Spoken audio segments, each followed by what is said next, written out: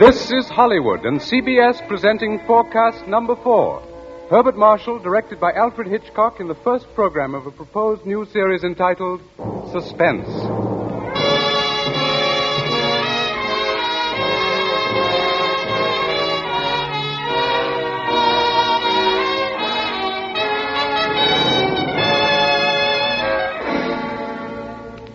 Tonight's Forecast program, ladies and gentlemen, represents the ideal form of collaboration. Mr. Alfred Hitchcock, brilliant English director of such outstanding motion pictures as The 39 Steps, Rebecca, and Foreign Correspondent, was eager to create a very special type of radio drama, the suspense story. As narrator and star for his production, he thought at once of the distinguished actor with whom he had been associated in countless British film successes, Herbert Marshall. Mr. Marshall suggested that they dramatize a certain favorite story of his.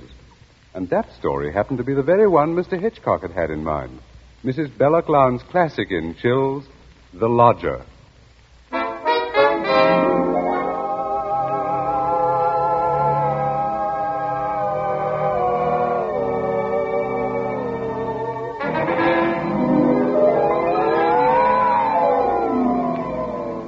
The Lodger is a work of fiction which springs from recorded fact. A story which begins in the year 1888 in London.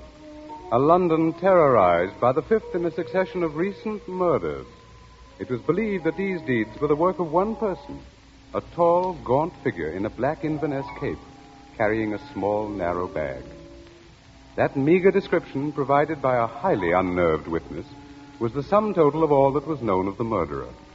It was enough, however, to keep alive and alert the interest of all London, of all those in fine quarters and all those in small, grimy houses, as, for example, Ellen Bunting. Ellen was no different from all the other middle-aged housewives dwelling in the great city's squalid Whitechapel district. She knew all the known facts of the case. As Herbert Marshall will tell you, Ellen knew it was quite proper to refer to this wielder of the knife as the Avenger.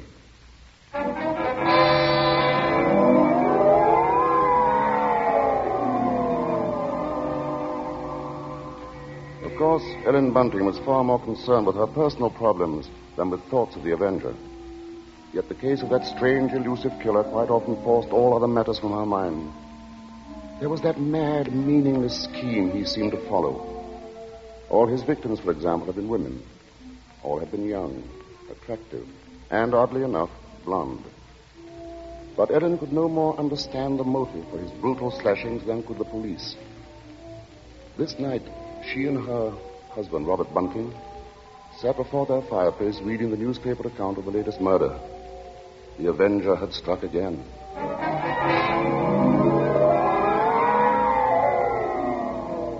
As Ellen expressed it, he might be anybody. He might be the fellow you pass on the street. It's a terrible thought. Yes. If only the police had something to go on. It looks like that Avenger's just too quick for him. Look, it says here that this girl he got last night was like all the others. Pretty, blonde, and, let's see, described by her friends as a very light-hearted girl.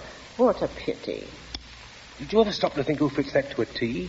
In fact, fits all those girls? Why, my own Daisy. Oh, that's a horrible thought. Well, maybe it's a good thing she's with her aunt, then, instead of here. London ain't a safe place for any girl right now. Just the same, I can't help thinking how fine it'll be to have her back in. Now, Bunting, you know that Daisy seems just as much my own daughter as she is yours. But I'm telling you, there's no sense even thinking about having her back right now. We just can't afford it. Oh, I know that, Ellen. Only, well, maybe we could manage it some way. How? Haven't I scrimped myself half crazy trying to keep us going? But you don't care about that, do you? No, your Daisy's more important to you than I am. No, Ellen, that don't sound like you. I can't help if it don't. What are we going to do? Tell me that. We'll get along, dear. Something will turn up. Oh, we haven't had a lodger for months. Nobody even comes to look at the room anymore. Yes, but things will work out, Ellen. Oh, they ain't never going to work out. Soon we won't even have a roof over our heads and... Oh, I'm sorry, Robbie. I didn't mean to take on so. Oh, I know, dear, I know. It's all right. Oh, I didn't think it.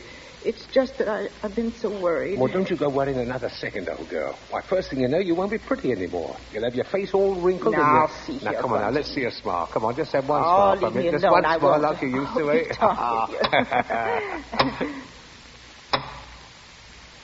And who do you suppose that could be?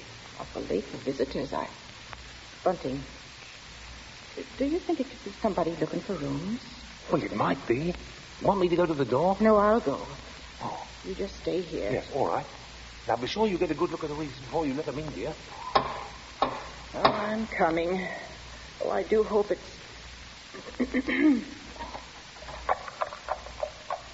Yes, sir?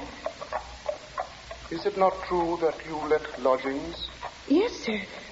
Won't you come in, sir? Thank you. Could I take your cape, sir? There's no need. Now, I'm looking for a quiet room. It must be quiet. Oh, we have that, sir. Above all, our house is quiet. Your bag, sir. May I take it? No, I'll hold it. You'll be so good as to show me the room, please. Oh, yes, sir. It's right up these stairs, sir. This way. Thank you. You see, sir, there's just my husband and me here, and we're ever so quiet, and I'm sure you'll find this room to your liking, sir. Here we are. Now, I'll just light the gas. There. Mm-hmm. Very good. It is pleasant, isn't it, sir? And there's not many rooms with such pretty pictures. Are there now? We've had them in the family for years, sir, and... Pictures interest me very little. You see, what really impresses me about the room is the very simplicity of it, the bareness. Yes, sir. It's not at all crowded, is it? It will be quite suitable, Mrs. Bunting's. Mrs. Bunting. You see, I could do a great deal of studying in my book here, the Holy Bible. Yes, sir. Please, sir, let me help with your luggage. No, don't touch it. Oh, but I only wish to... Oh, you only wish to help, of course. You must forgive me, Mrs. Bunting. It's just that I'm so very weary. Of course, sir. He bringeth them to their desired haven. Beautiful words, Mrs. Bunting. Indeed they are, sir. And now at last I have found my haven of rest. Yes, sir. Then you'll be taking the room. Let us see now. What are you going to charge me? With attendance, mind. I shall be staying in most of the time, and I shall be wanting meals. Oh, we can see to that, sir. Then does 30 shillings a week suit you? 30... Why, yes, sir. Yes, sir, that will be quite all right. Good, and I shall pay you in advance. My name is Sleuth, Mrs. Bunting. Mr. Sleuth. Sleuth. Think of a hound, Mrs. Bunting, and you'll never forget my name. 23, 4, 30 shillings. Thank you, sir. And I think I should enjoy a little light supper now, Mrs. Bunting. Bread and butter, perhaps. Could you arrange that? Oh, certainly, sir. I'll do that now. And if you'd be requiring any beer or spirits... Certainly not. Oh, sir. What did I say? I thought you understood me, Mrs. Bunting, and I had hoped that you and your husband were abstainers. But we are, sir. We don't keep nothing about. I would have had to go out and... Of course. Oh, I'm sorry, Mrs. Bunting. I fear I spoke sharply. I don't wish you to think me rude. After all, you've been so kind, considerate. I hope I know a gentleman when I see one. Thank you very much. Now, I'll just hurry with your supper.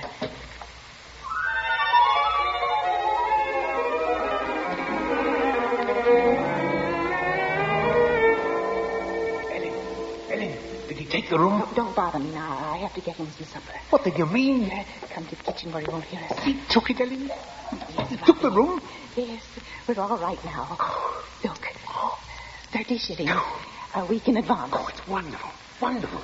And Ellen, do you see what this means? Yes, you can have Daisy now. Yes. Here, Bunting, warm that teapot and put some tea leaves in. Righto. Yeah, do you know something, old girl? We're not going to worry too much about Daisy being in danger of that Avenger fella. Whatever do you mean, Robbie? Well, she's not a girl who takes a drink, you know. What's that to do with it, please? Oh, something I read in the paper while he was upstairs with the gentleman. They just found out that every one of the Avenger's victims had been drinking. They figured he must be some kind of a rabid abstainer. What a peculiar chap. Now hurry, Bunting, please. Yes. Two thoughts only governed Ellen's mind. The lodger's light supper and her own good fortune at having such a lodger. Mr. Sleuth was an eccentric sort, but then he was such a gentleman, so quiet, so very religiously inclined. She started up a staircase to Mr. Sleuth's room, her husband at her side. Won't we know how to be safe, though, once Daisy's back in London, eh? We'll see she stays closer than the house. Well, I'll be downstairs. Hurry up with his supper, old girl.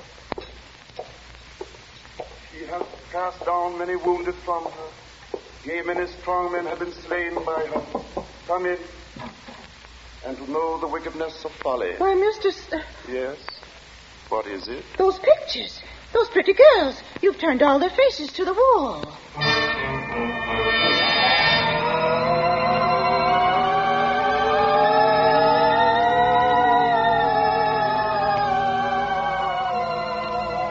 And that maneuver, that strange action, was the beginning of Ellen's concern. Soon there came to her a recollection of the black Inverness cape, the small, narrow bag, the urgent matter of alcoholic drink. And these details began to shape themselves into a pattern which grew more disturbing with each passing hour. The day following, the lodger did not leave the upstairs room once, nor did he leave the next day. And the oddness of this took its place in the pattern. Then, too, the approaching arrival of Daisy, her stepdaughter, added to her concern. On the second night, her sleep was restless with vague, horrifying images. And so, when she heard the first stealthy footsteps outside her bedroom, she was instantly awake. Tensely, she followed those steps down the stairs, down the hallway. She heard the front door open, and then click shut. Utter stillness fell upon the house. And outside, the streets were so silent she could hear distinctly the clock from a church tower a mile away told the hour. In her troubled frenzy, she pictured a lone figure plodding through the deep fog, moving quietly, stealthily, stalking, searching, finding.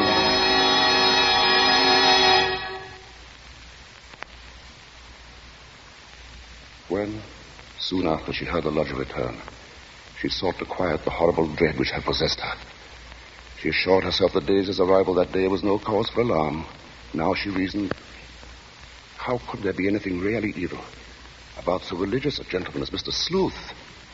But for her there was no more sleep, merely a tormented state of half-consciousness, a state which suddenly dropped from her shortly after daybreak.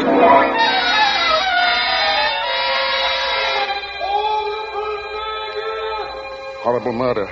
That was the piercing scream of a newsboy far down the street. Ellen Bunting heard the boy cry out the Avenger's latest stroke, made during the night.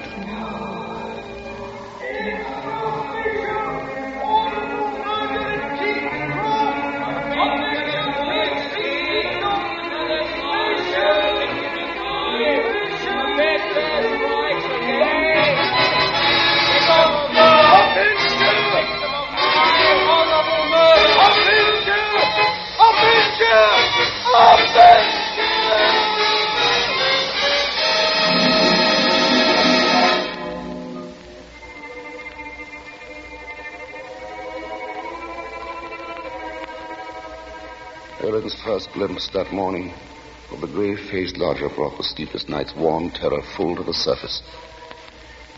But on the next instant, she saw the pitiable, helpless weariness in his eyes, and curiously the terror began to pass.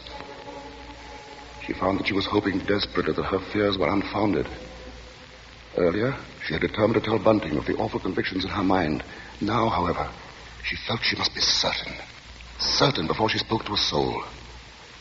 She knew there was one thing she must examine. That was the lodger's single piece of luggage. She'd thought of it often. What could it hold? Not much in the way of clothing, surely. It was too small, too narrow.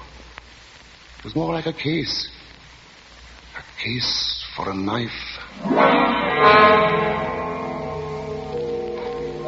It was along toward noon that Ellen found her opportunity to search the lodger's room.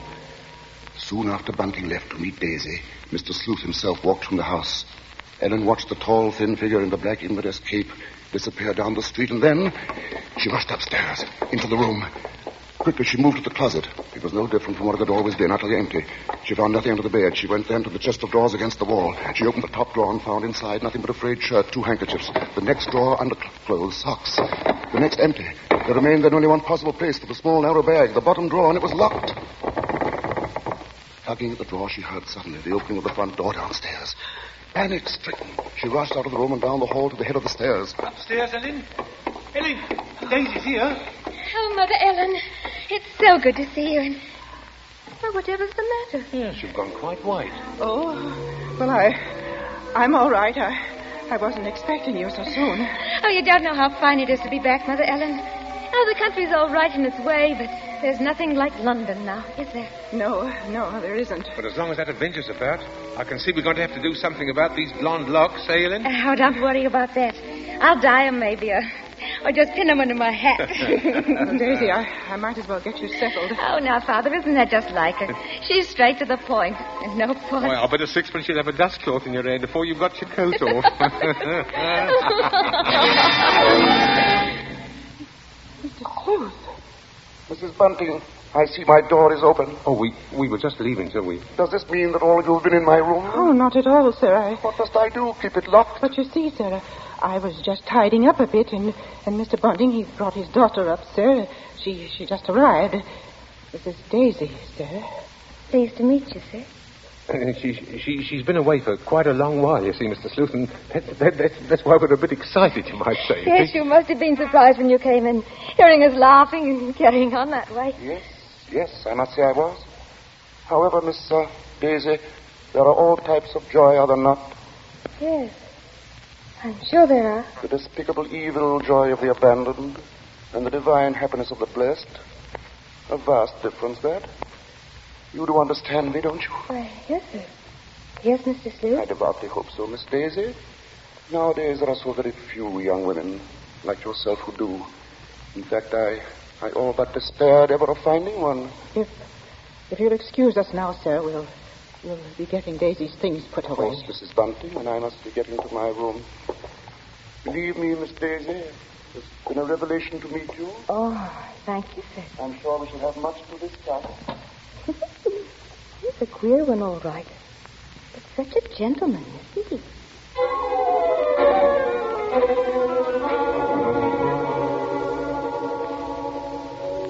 At that moment, Ellen had been determined to pour out her terrible knowledge, and then the moment passed by. She told herself that perhaps the past few days had been nothing more than a grim illusion, a tormenting play of imagination. She would wait then until she had attended the coroner's inquest into the last Avenger murder. There, perhaps, she could hear evidence to disprove all her fears, to assure her there was no earthly harm in Daisy being so near the lodger. This was her gravest concern now, for on the next day, Mr. Sleuth made it a point to see the girl more than once. And fearfully, Ellen saw that Daisy welcomed his visits. As Ellen was preparing to step out to the inquest, she heard once more the voices of her stepdaughter and the lodger coming to her through the kitchen door. She hesitated before entering. Tense. Strangely apprehensive. I do believe, Mr. Sleuth, I've never known a gentleman with such funny ideas. Oh, Mother Ellen, you should hear what Mr. Sleuth was just saying. Perhaps, Daisy, you would excuse yourself. He thinks people, and especially girls, should spend all their time praying. I sought to explain, Mrs. Bunting, that all women are placed on this earth filled with evil. They therefore must struggle constantly to find the paths of righteousness. Why, Mr. Sleuth, you mean a girl's not to enjoy life at all? Not to have fun? Frivolity, my child, is the devil's breeding ground, and all his implements are there. Temptation, pleasure, wine. Oh, that's crazy. Well, there's nothing I like better than a glass of wine, and I'm not... You drink. She didn't know what she was saying, Mrs. Sleuth. Just a child, and Daisy, you'd better go now. But I didn't say nothing wrong. What's the harm in a glass of wine? She lieth in wait as for a prey, and increaseth the transgressors among men. Well, I don't know what you mean. I never heard such nonsense. You call Holy Scripture nonsense? So what I prayed against is true. You are beyond salvation. That's not so. I'm a good girl, I am, and I won't have you saying that. Daisy, go into the front room. Quite all right, Mrs. Bunting. I must be going upstairs anyway. I'm used to being misunderstood, you know. People never realize that my efforts are simply for the greater good of humanity. Of course, sir. And that the power on high will direct my hand toward the expulsion of all evil. Daisy, listen to me. Yes? I've got to tell you about... About what, Mother Ellen? Nothing. I've got to go out for a while now. I'll be back.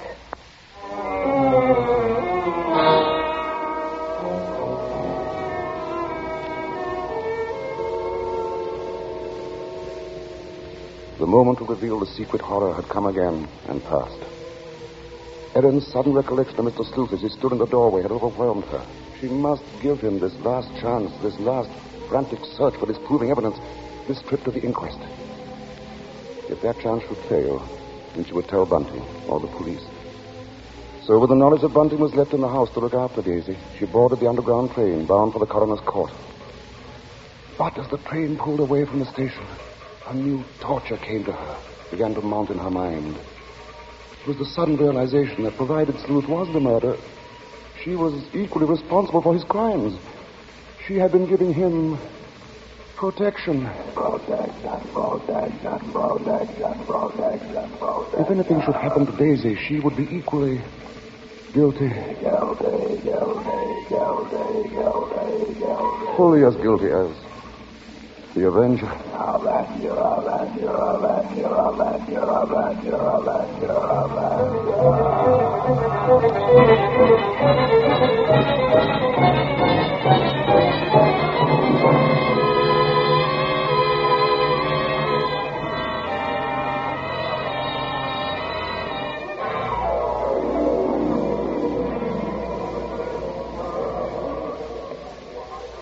Ellen, seated at the rear of the small but crowded inquest room, listened to each of the witnesses as they were called. And from one of them she found the first hope she had known for many days.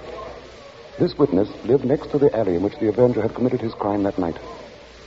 She had seen him from her window, and the man she described in no way resembled Ellen's lodger. But in another moment, Ellen's hope was swept away. It was pointed out that the fog had been so heavy that night that the witness could not possibly have seen the murderer from her window. She left the stand, replaced by a Mr. Cannot. This elderly gentleman was certain that he had not only seen, but talked with the Avenger. It was in Regent's Park, he testified, only a few moments before the murder, Mr. Coroner, when I saw him. He was quite a tall man, very gaunt-looking, and carrying a handbag. A handbag, you say? Yes, a small, narrow one. Just such a bag, I might add, as might contain a knife. As Ellen heard these words, the tension which had been mounting up within her became almost unbearable. Rigid with horror, she gripped the arms of her chair. She heard the coroner. I shall have to ask for more order in the court. And now, Mr. Kenneth, I understand you heard this man speak. Oh, yes. He had a rather high, hesitating voice. An educated man, I would judge, but quite mad.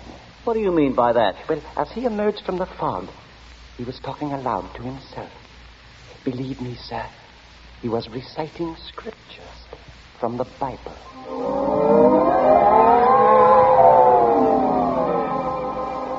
Scriptures from the Bible. Horrified, Ellen rose from her seat, only half hearing the confusion about her. Are you asking us to believe, I would say, Mr. Kenneth, that the man we're looking for would be least of all a religious man? And that's where you're in error, Mr. Coroner. The religious note is the very key to the case. Very interesting. That'll be all, Mr. Kenneth. Just a moment, sir. Don't you understand? The man you're after must be a religious maniac. That's the only explanation possible. You will please stand down. The court was dismissing the very truth. Ellen knew that now. She would no longer keep silent. Her hands shot forth and she screamed. I want to say... Ellen Bunting, on the verge of speaking, had fainted. And then, when she was revived a few moments later, she said nothing. Her brain was in too great a turmoil, her nerves too shocked. Like one in a dream, she allowed herself to be led from the courtroom. The voices of spectators were only vague sounds to her. She was going to say something. Yes, it was hysterics. Yeah, that bit about the knife. Yeah, the knife. The knife. The knife. As Ellen Bunting proceeded homeward, the remarks from the spectators remained in her mind. She heard them over and over. That bit about the knife. Just such a bag as might contain a knife. We'll see she stays closer than the house, eh? No harm in being safe. Direct my hand toward the expulsion of all evil. Expulsion of all evil. What's the harm in a glass of wine? I didn't say nothing more. As Ellen neared her neighborhood, her dread increased. With each moving footstep, the grip of terror grew tighter about her. She moved faster. Before she was in time, she was 2 streets away from the house. Then one. Then she saw Bunting. Sharply, like the thrust of a knife, she realized what this meant. Daisy was left alone with the lodger.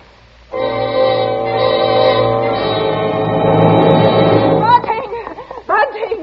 Helen, what is it? Oh, Bunting, tell me, Bunting. Where's Daisy? Where is she? I say, where? Why, at home.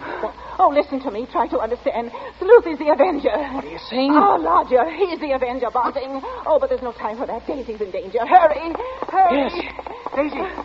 Daisy!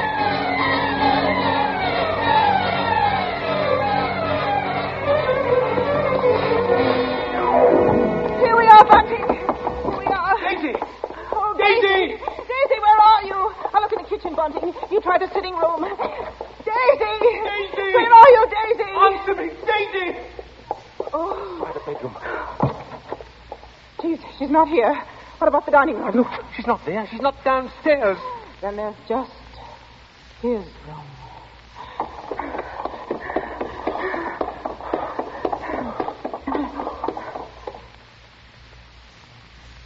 Go on. Open the door.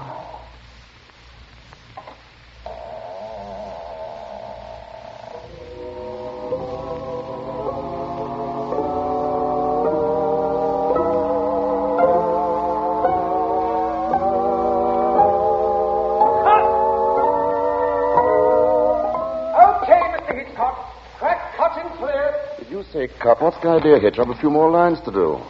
As Mr. Marshall, the narrator, you have. Not as Mr. Sleuth, the lodger. Hitch, you can't stop the play right here. It isn't fair, you know. Why isn't it, Bart? What more is there to say? But Mr. Hitchcock, won't people want to know what Bunting and me found in the room? All right, Ellen. What precisely did you find? Well, nothing, sir. There. You see? Nothing. No lodger, no Bible. And that locked dresser drawer. What about that? We unlocked it, sir. And what was in it? Nothing, sir. You are certain, Mrs. Bunting? Oh, you gave me quite a turn, Mr. Mr. Marshall. Yes, sir, I'm sure, sir. There was nothing. Well, begging your pardon, Mr. Hitchcock, but don't you think we'd better just mention about Daisy? I don't know, Bunting. What do you think we ought to say? Oh, just that the reason she wasn't in the house when Ellen and me got there was, well, she'd gone out for a walk, that's all. Did she enjoy it? Oh, very much, sir. Made it to King's Cross and back in just under an hour, sir. Splendid time, Bunting. Well, there you are, Bart. There's the story. Now, wait a minute, Mr. Hitchcock. You can't do that. That's not the story. Of course it's not. Now, look here, Hitch. Here's the fellow who composed and conducted all our music, Wilbur Hatch. He wants to know about this, too. Everybody does. All right, Bart. What is it they want to know? What became of Mr. Sleuth? Oh, him. Why, he left that afternoon. They never saw him again. And now I think we ought to say something about the Columbia forecast Mr. Hitchcock, so far. sir, will you please... Stop him, Mr. Marshall. Hitch, listen to me. Yes? What is it? They want to know when the Avenger finally was caught. Oh, well, let me ask you something, Bart. Are you acquainted with Loretta Young? Yes, what's that got to do with it? Well, in next week's Columbia Preview series, Miss Young will take the starring role in the drama of an American Red Cross nurse. That's good news, isn't it? Oh, that's great. But now listen, Hitch. You've just got to tell that audience exactly when and how Mr. Sleuth was caught. Caught? Why on earth should he be caught? Why? Well, he was the Avenger, wasn't he? Was he?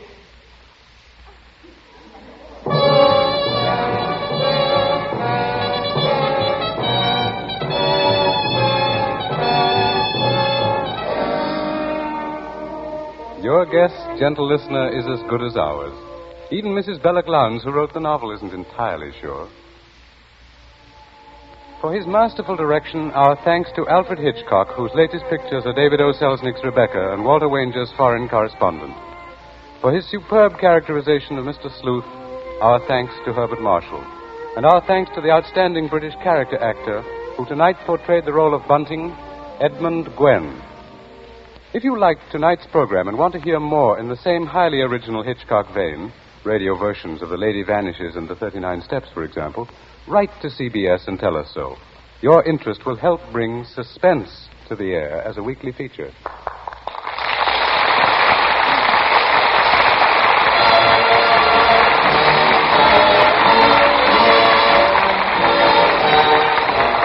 Forecast next week presents from Hollywood, Loretta Young in Angel, first of a proposed series based on the adventures and the romance of a typical Red Cross nurse.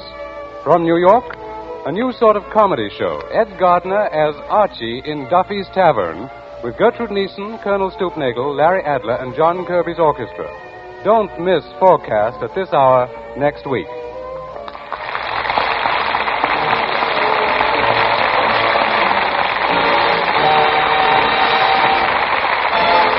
Thomas P. Benson speaking. This is the Columbia Broadcasting System.